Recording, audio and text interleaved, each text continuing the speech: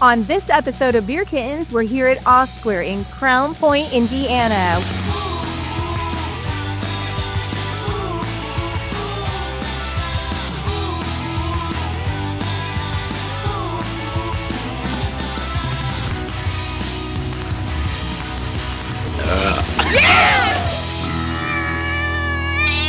Bonus round at Off Square in Crown Point, Indiana. Absolutely. So I surprised the gals.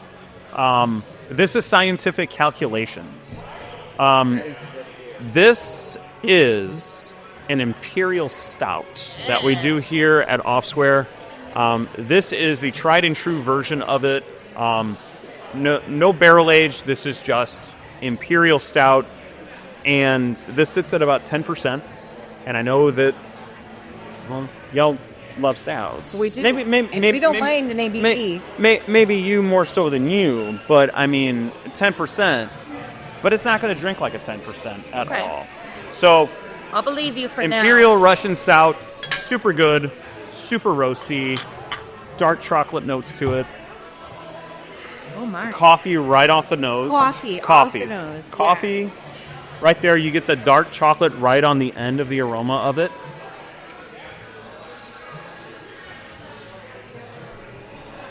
Oh, I feel coffee right away. Coffee right away. Chocolate on the end. Super silky, roasty. Silky. And way silky. Just clean. Absolutely. Why do I have like a jalapeno kick to it? Is that because of the coffee flavor? It might be because of that. It doesn't, not a kick, but like a smell, like an aroma. It's a little bitey. Is that what it is? It does have a little bit of a bite to it. I wouldn't call it jalapeno-y. No, jalapeno maybe? Just kidding. She is an IPA drinker. I know that you are an IPA drinker. She's being it's good. respectful. No, I like it. No, I think it's very good. But it's super rich. Yeah. It's very desserty. It's kind of one of those beers that you kind of like end your night with. Yes. It's one of those that you can definitely pair with a dessert, which we offer here. I want a truffle cheesecake. Right now. I want a truffle. Cheesecake. Cheesecake would be great. Ice cream.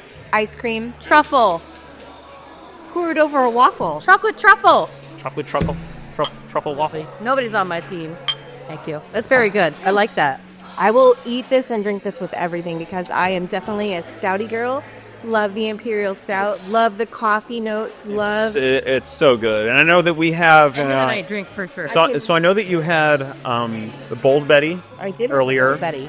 And... Lots more coffee. Lots more coffee to it. We actually have that one aging in a bourbon barrel. Bourbon barrel. Back and back. Yeah. Back in the back. A bourbon barrel back in the back. And we also have Angry Betty sitting back there in another bourbon barrel. Nice. So those will be out there nice. in the coming months. Is it a specific bourbon or no? I would have to double check. And Burpee Gals. My goodness. I'm the Sherpa Burpa. Sherpa Burpas. Oh. I would have to check on what barrels those are back there because we have several. We have one from Floyd's. We have a couple from Journeyman. Like we've got several back there. Nice. That we're aging some things in. So it should be real. Watch later because we're going to be going backstage. Yeah. With Off Square. That's right. To check out their brewing. Yeah, we're gonna with the brewers. We're gonna do a walk with one of our brewers, Dylan, who just got here. So what was the name of this one again? This is Scientific Calculation. Scientific Calculations. Definitely delicious. Definitely. I'll go to end of the night here for sure. Oh, this is delicious. Thanks for watching. Like and subscribe. This was the happy accident of Angry Betty. Oh, we like happy accidents. Yeah. Oh, thank you, Oscar. Yeah, this was legitimately a batch of Angry Betty. This was a batch of Angry Betty that went out of control years ago. I like Angry Betty out of control. And the yeast wouldn't stop, and so it continued to produce alcohol. I love Angry Betty out of control. And she was so pissed off that Angry Betty became scientific because of a mathematical mistake. hence the name Scientific Calculation, because it's just a play on just a screw up. This I love it. this No, can that's be great. in I my love that bar story. any day of the week. No, but like I think our initial batch of Scientific was like 14%. Like it was Out of control. It was silly. I'd drink It- that. Like you can only have one of these, One. and then we're gonna cut you off. Yeah. Yeah, like so Absolutely. if you were to come here and if we had it on tap, it would only be served in this glass. Right, because that's It all would you can have. it would be a 9-ounce pour. You know, could you have another one? Yeah, you could, but You need a DD. No. should you? You know, we just have to make sure that everyone is safe and Yeah, everything. we're not going to overserve. We're going to make sure that it's respectable. Because this is a respectable Yeah. imperial Yeah. stout. Yeah. Love it. All right. Cheers to Yeah, Off cheers. Square again. Thank y'all for joining us. subscribe. We're going to go backstage. Welcome to behind the scenes of Beer Kittens at Off Square Brewing with Dylan. In Crown Point. Yeah, hello, welcome. Yeah, so we're behind the scenes. Behind the scenes, Tell here us we all are. about brewing. This is where the magic happens. So right now we're in front of the brew house. We have a oversized 15-barrel brew house. So we could get about 18 barrels per batch on this. We have a 3-vessel system, which is nice. We have our mash lauter tun, which that's where all the grains go in at first, and it meets the water, the building blocks of any beer. So we mash in there. Usually sits there about half hour, and then we'll transfer it over to this middle kettle. This is our boil kettle. So this is where we'll add the hops and everything. Beer will boil anywhere from an hour to 2 hours, depending on the beer style. And then we have a whirlpool, which isn't necessary, but it's nice to have because we get to pull the beer from the boil kettle to the whirlpool, leaving behind a bunch of the trub in here, so we get cleaner beer going through the heat exchanger. And then in the whirlpool, depending on the beer, sometimes we will chill it down for IPAs, add a bunch of hops, or we'll add like orange peel or what have you in there. Sits in there for anywhere from like a half hour after all that conversion is done. And then we go through this big guy right here, which is kind of an oversized heat exchanger for the system, which is very nice for us. We get to knock out the beer pretty quickly and nice and cold, especially now in the wintertime. And then we'll pipe it on over to our fermenters. And that's where the real Holy magic cow. happens of the beer. So take us over there, Dylan. Yeah. So this is our cellar. So this is where all the beer gets made. We like to think of ourselves as just yeast shepherds. I mean, because yeast is doing basically all the work. It is eating all the sugar, creating alcohol, carbon dioxide, all the flavors we love in beer.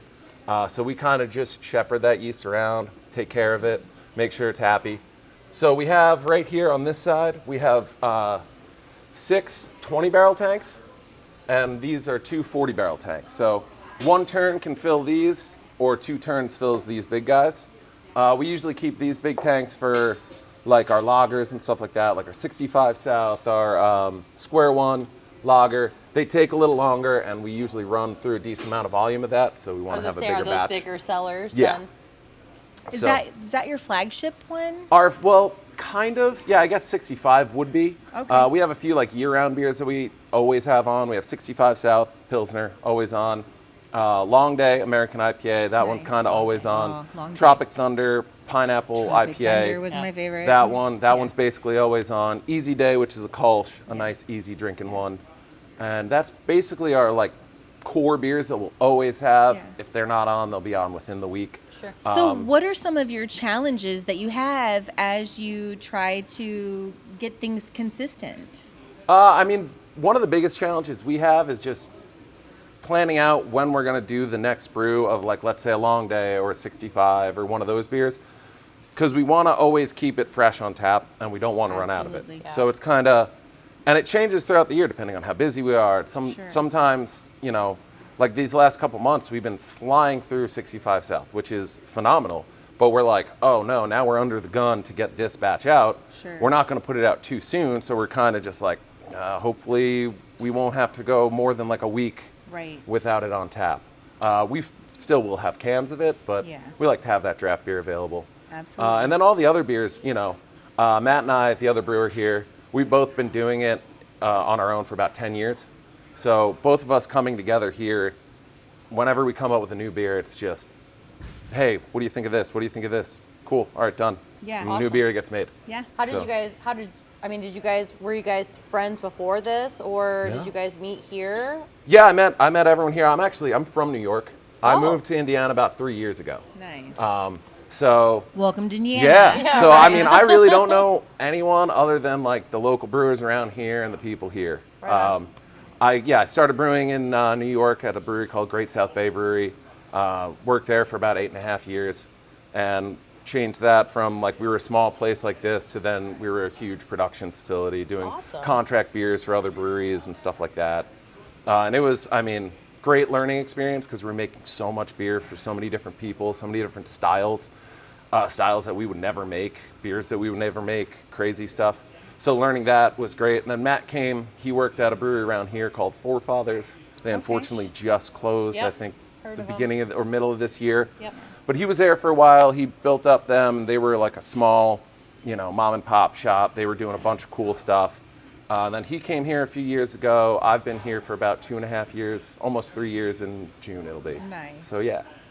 So what is your favorite beer, would you say? Ooh, that's kind of a loaded question. I know it is. Um, Of course I it- make those yeah. hard questions. It How's changes your throughout day? the year. How has your day been? Is that how you work Sometimes, yeah. It depends on the season. What we have seasonal, what we have our one-off beers coming out, this, that, the other thing. A nice standby is definitely Long Day, but it's quickly turned into Square One, which is our amber lager. Yep. We took a little break on that one, but as of recently, it's been doing really well. So I think it might come back into, the equation of being a year-round beer, which is great because it's just a light, easy beer For sure. to drink after work and stuff like that. But Like lawn mowing. kind of, a little bit, Yeah. a little more maltier than maybe a lawnmower beer, but it's, it's nice. And then throughout the year, like the different IPAs we have, like right now, the Not Doing Today on tap, we've been crushing that, Matt and I. Yeah. And then, it changes throughout the year. Sometimes it's more stout heavy, sometimes Yeah. it's more whatever. We usually like to keep it a little lighter so we can have a few at the Yes. end of the day. I must say, this is one of the cleanest breweries I've ever been in. Super I like could eat off the floor. Oh, it's so we cool. try. Yeah, I mean, Yeah. that's a big, huge important thing in brewing and all that stuff is cleanliness, sanitation, all that kind of stuff. And Matt and I have carried over all the practices we've learned at past breweries onto here, and Yeah. we hold ourselves to a high standard. Absolutely Everything. fantastic Yeah. in here. Thank you. Yeah, we try. Fantastic. So the beer, it'll sit here in the fermenters from anywhere for about 2 weeks to 2 months, 3 months, depending on the beer. Lagers take longer. They ferment a little slower and colder, but that's what gives it the nice, crisp, clean finish. Nice. We have some, some of our other standard beers like IPAs or just like normal ales. They'll sit in here for about 2 weeks or whatever. Okay. And then once they're done, we crash them. We collect the yeast. We have a bunch of yeast brinks. So we have about like 6 strains of yeast that we're going through right now, which is quite a lot for a brewery. A lot of breweries, dumb it down. Not even dumb it down, but it's just easier to hold on to a couple strains. You got your ale strain, your lager strain. We've just had great success with a lot of the yeast strains we've been using for various beers. So we've been just trying to keep these yeasts alive, and the longer we keep it alive, the more we save cost. You can see this bucket right here. Okay, so let's check it out. This is our Hard Day, which is a double IPA we just brewed, and as you can see, it's vigorously bubbling. Yeah. Look, the bubbling. Yes, the nice bubbles. That's out of control bubbling. I mean, that's good. That's what we want to see. That's active fermentation Gurgle. happening. Gurgle. So it's happening. that's the fermentation, and then the excess Yep, gas. That yep. air. So So that's like my CO2. burping? Yep, That air. basically, yeah. Yeah. Burping. So the yeast right here is Yes. nice, happy yeast. It's eating all the sugars. It's creating alcohol and carbon dioxide. But we don't want to pressurize it right now because that'll put the yeast under stress. Sure. So it's just No yeast open under and it's stress. blowing off. And that's what we want to see. But like I said earlier, our brew house is at like an oversized 15 barrel. So we Okay. get about 18 barrels per batch. These are 20 barrel tanks, so we have a significant amount of headspace in there. Okay. Where if these tanks were a little bit smaller, there would be beer and foamy trube all over and overflow. yeast all overflow. which is kind of nice because we get to keep all that yeast, doesn't get blown out and it stays in the tank. Sure. Yeah. Helps it Helps it keep be fermenting. more mature and Yeah. great tasting. Exactly. And you reuse that yeast, yeah. Yeah, we'll reuse Yeah. the yeast. It's so different per yeast strain. Yeah. Like our hazy strain Cosmic Punch that we use, we're on I think generation 18, so we've reused it 18 times so far. Holy cow. 18 Yeah, times. and it's still So- producing great. I mean, have you guys had the Hop Show Man, the hazy IPA? I did. Yes. It's Yeah, still so in that this. was like the 18th It's so generation. good. It's still Yeah. haze stability. It's still getting the thiols. It's still producing all the So stuff it's we like want. that friendship beer that you pass to your friend Oh, yeah. and you want to make beer. And so Share. you take a little bit off and then you pass it to your Yeah. friend. Yep. Absolutely. I mean, that's Yeah. what I remember. So yeah, once the beer is done doing that, fermenting, we'll collect the yeast, crash it, either dry hop it or whatever it needs in there, and then it'll go over right here. These are our 2 bright tanks. So we got a 40-barrel bright tank and a 20-barrel bright. And these you can just think of, these are like huge kegs. So this is the finished beers going in here. For the most part, this is just finished beer. We carbonate it. We have a carbonation stone, which is basically like a porous stone that CO2 gets pushed through and it Okay. just gets dissolved into the beer. So then it comes out that little stout. So yeah, if we wanted to take a sample, we would just open that. And then this is where we'll hook up to either keg off, we'll hook up a hose to the canning line, can the beer. So question, do you usually just log it here or does your monitor do that for you? So this monitor, that's just for when we're canning, just to keep the pressure on the tank. Okay. But yeah, no, I mean, on our brew sheets, we try to keep, as many notes as possible. Yeah. Throughout the whole process, brew Sure. day, fermentation, all that stuff. Yeah. That just helps with the repeatability of the beers Sure, and the to make consistency. it consistent. Exactly. The taste. Because that's Yeah. another big thing is Yeah. you want the beers to be consistent, especially at a brewery like Right. us where we're packaging, sending beers out, doing the same beers all the time. Yeah. Everything's constantly evolving, learning new processes, learning new techniques. Once we're done here, we keg it off, we put it in cans, and then it'll come over to our cooler over here. I'll show Let's you. go see the cooler. This is all the finished beer goes in here. This is the cooler. Aw, man. This And is this the is- finished product. This is the finished product. This is actually pretty light for us. Usually in the summertime, like this side, it'll be kegs all the way to the Yeah. ceiling. A few more pallets of cans in here. It being the wintertime, everything's a little bit slower. People aren't drinking as much, Sure. but we're getting into that time a year where Yeah. usually in March is when the parties start to pick up. Sure. People start going out drinking. Yeah. It's lighter later. Yeah. And we try to keep everything cold. Everything we store gets stored in here. Yeah. We'll pull it out maybe for a couple hours if we're reorganizing, then everything goes Yeah. right back in here. Nice. So keep it. So I'm assuming, as a consumer, that those are the ones that I'm drinking out of. All those kegs up there? Yeah. Yep, that's it. Those are all the kegs that are hooked up to our tap system. And so when one blows, the next one's ready to go? Yeah, so we have all the beers Yeah. here. So when a keg kicks, bartender will come back, Yep. unhook it, find the keg, bring it back up. That's back what I'm up. talking Boom. about. Thanks, Yeah, Dylan. and we got a lot of cool things planned for this year. We got a ton of just new beers coming out. We have a bunch of barrel aged stuff that we're doing. Your beer's amazing. Yeah. Thank you Appreciate for that. Thank you. educating us on how Absolutely. it happens. Anytime. So this right here is Du Monde Sombre, which means dark monk in Belgian. It looks yummy. Saison. So this is the beer that the Beer Sherpa helped us brew about a week ago. Yeah, That's about a week and a half amazing. ago. I love that. So we did this beer for an event coming up that it's actually tomorrow. Chef Brian's doing it's a Meals on Wheels thing. So he's the appetizer course. He's doing some deviled egg that's inspired by carbonara. So it's got pancetta, all this stuff in there. I love And we deviled wanted to egg. pair a Me beer with too. it. So we decided to go with a dark Saison. So it's got those dark roasty notes. It's nice and dry. It's only 5.2%. Smells delicious. Yeah. And hey, cheers. Skull. Cheers. Oh man, with an egg. Yeah. So. Oh, yeah. And I it's can see nice that. and dry. So and It's the super egg that they're making, it's it's got light. a bunch of Very that light. pancetta. So that meatiness, that fattiness is in there. Oh, Ooh. it's gonna pair perfectly with this. Oh. We're super excited. Oh for you to man, try it. that second taste with the banana. Oh, Yeah, the Yes. banana The- stands out from the Yeah. very first sip. I did not expect that it's at the all. whole banana. So It's this not just the nib. This will the be on banana. tap it next mashed week. banana? It'll be available in No. the tap room. It's only going to be in draft because we did a small batch of it, but we haven't done a saison in a while, so we're No, super excited to have it it's on. been years since we've done a saison This here. is delicious. I love the That's- banana. Strong on the banana in Yeah. the middle. And that's just from the yeast. You know, there's no That's actual crazy. banana there's- in here. Yeah. There's no fruit Yeah. involved There's no at fruit all involved, just whatsoever. a bunch- all the flavor you're getting is It's malts, delicious. yeast, and I mean, there's I barely want even some any eggs. hops. Right yeah, now. right? I want some eggs. Hard-boiled eggs. Yeah. And that's always what's so interesting about a lot of beer is that so many times you get like citrusy notes and banana notes and clove notes, whereas none of that can be even involved at all. It's Right. about hops. It's about the yeast. It's all of that that plays such a huge role Wow. in the flavors that come through. Yeah. That's Fantastic. I love Thank it. you so much Thanks for for letting letting us us try it. visit. Cheers. Appreciate Cheers, it. cheers. Off Square, like, subscribe, check in, tune in, check them out. Yeah.